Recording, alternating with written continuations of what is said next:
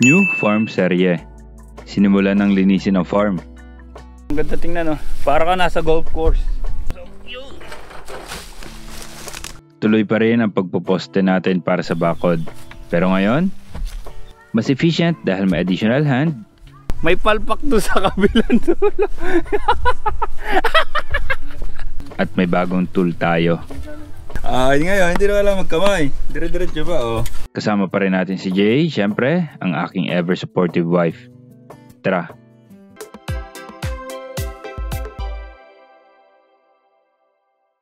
Okay, pangalawang araw ng project natin sa farm. May mga backup tayong kasama. Magkarga muna ulit tayo ng mga kawayan.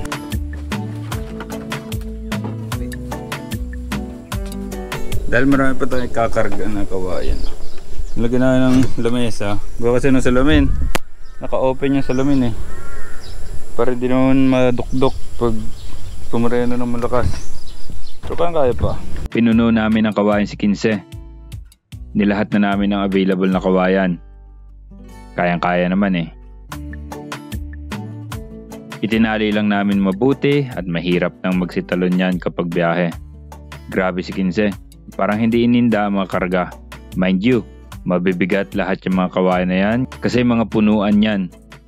Okay, magbabiyahe na tayo papunta ulit sa farm. Dala rin natin yung tricycle dahil maghahako tayo ng mga kalat para hindi kung saan yung ating pagsusunugan. Magana tayo doon sa hukay, diba may mga hukay doon natin itatapon para ma-fill din kahit paano yung mga butas doon, tapos doon natin susunugin yung mga basura. Welcome! Woo! Okay, so itong mga dala natin, dahil na dito na yan, ang gagawin natin katulad ng ginawa natin noong nakaraan, ilalapag na natin yan doon sa mga linyahan natin para hindi na tayo magbubuhat mamaya. Butas-butas, tusok na lang tayo. Binaba namin ang mga nasa ibabaw na gamit. Tinanggal na namin ang tali para baba na lang ng baba. Una naming hinagisan ay ang side na may basurahan. Malalaglag pa nga. Natrash talk pa tuloy ako. Kamuti ka ang drive. Kamuti. Sabing gumamit ng radyo para kami magkaintindihan. Anyway, mabuti at safe lahat. Pinapaba na namin yung kawayan para hindi mahirap pa rin nakutin. Yeah. Ibinaba namin ang mga kawayan hanggang sa kabilang side ng lupa. Sinet up ulit namin ang ating campsite. Maigi rin matakbuhan in case na umulan.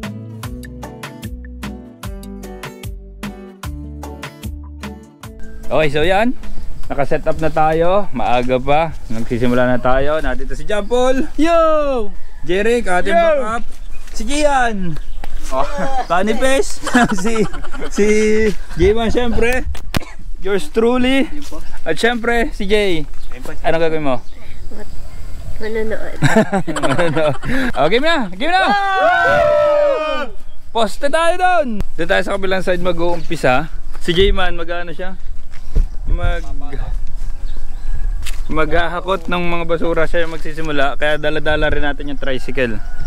Yan, marami-raming hakutin to. Dadalhin natin doon sa hukayan para ma-fill yung hukay natin.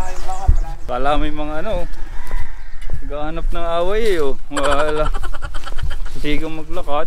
So yan, dito natin ilalagay kasi andun yung muhon eh. Andun. Dito natin ilalagay yung mga kalat para kasi ginawa rin siyang basurahan para masunog natin. Naglagay kami ng sipat papunta sa muhon sa may basurahan.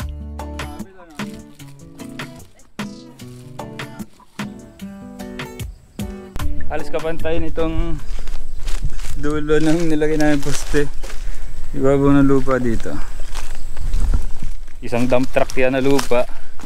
Mayroong proud din sa kanyang na-invento. Ano na-invento mo dyan, Paul? Sa aking panghukay. Oh. Para hindi ka may panghukay doon. Ay!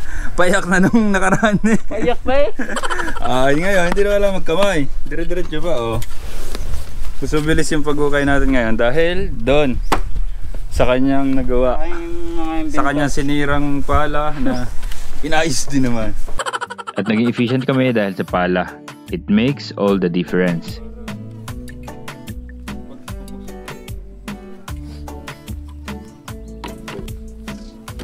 Si Jayman ay naglilinis ng farm.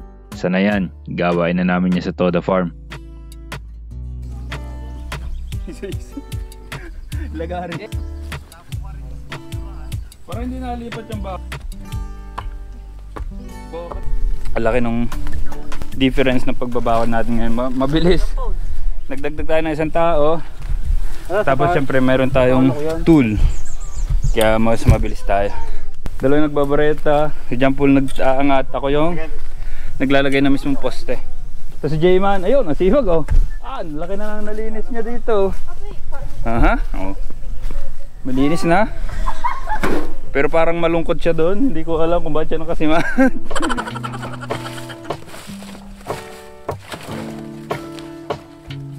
Yan, nililimot ko tong mga balaybay na nakakalat din eh. Plastic. Daming basura, may plastic, may lata dito. Pwede na magbakal buti.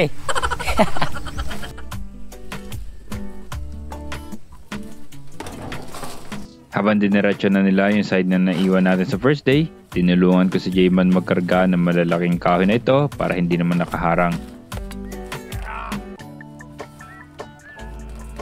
Malawak na agad yung nasakop na malinis oh. Sabi ko na, mas maganda siyang tingnan pag malinis. We end the time. Kanya-kanya ng pwesto.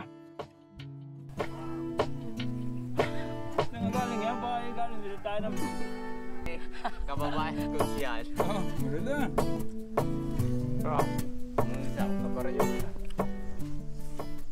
Okay, tuloy na tayo. Dito na ulit tayo. Doon sa natapos natin ng karaan. Tapos na kasi yung side na yun, diba? So, yan.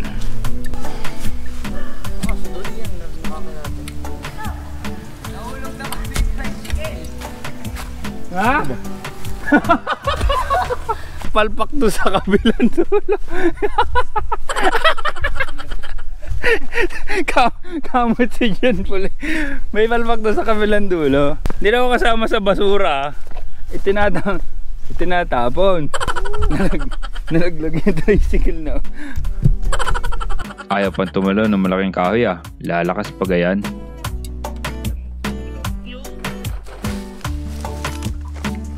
Naiahon din naman kagad namin ang tricycle nung wala nang laman na basura.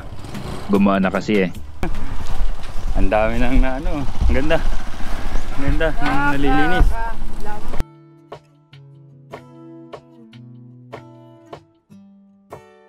Nagbabakod na ulit kami ng mapayapa. Dumaan ang mag-ice cream. Request eh. Eh di bilhan.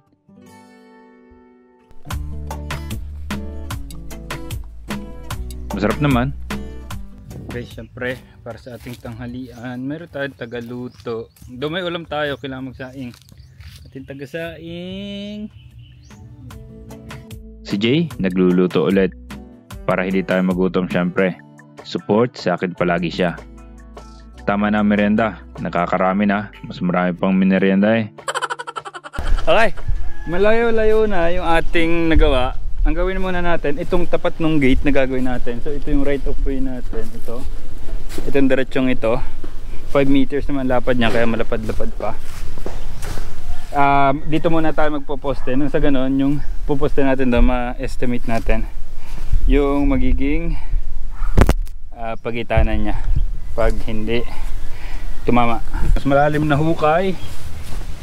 Tapos yung tuwid na kabayan yung ating pinili. Para kasi sa umpisa, dito muna tayo maglalagay ng gate. Hanggat wala pa tayo masyadong budget. Napabilis dahil sa teamwork.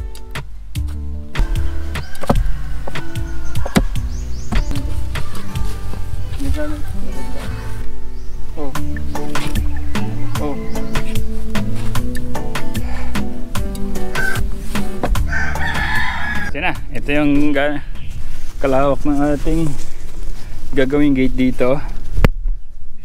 4.1 meters. Malawak na yan. At ang ating farm, gumanda ng dahil sa pagkakalinis nito.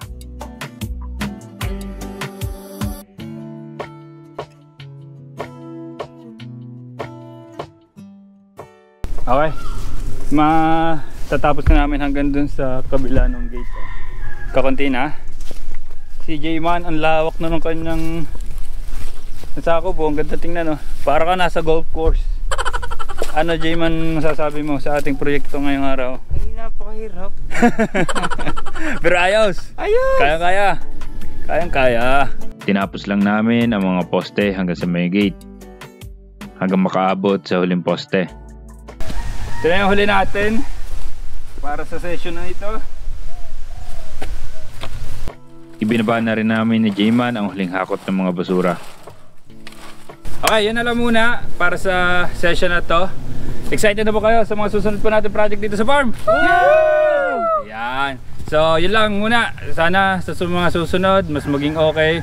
Mapabilis natin, mapaganda itong ating bagong farm. Yun lang, maraming salamat, subscribe and peace! Woo! Woo!